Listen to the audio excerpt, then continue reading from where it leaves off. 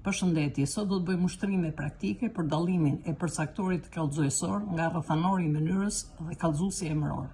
Përcaktori kallëzuesor i shprehur me emër, të prirë ose jo nga liezët si dhe pjesësa për, mund të ngatrohen me rrethanorin e mënyrës.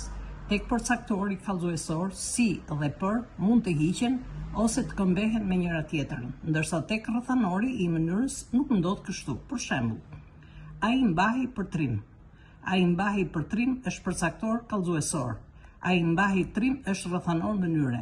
Nuk duhet të ngatrojmë kallëzuesin emëror me përcaktorin kallëzuesor. Për shembull, deti ishte i kaltër. Kallëzuesi emëror ndërtohet me folje që janë këpujore, ndërsa përcaktori kallëzuesor ndërtohet me folje të formës jo veprore. Hijet bëhen më të dendura, më të zeza. Ktu ka dy përcaktor kallëzuesor, më të dendura, më të zeza, që shprehen me mbiemra. Bëjmë pyetjen, si bëhen hijet më të dendura, më të zeza?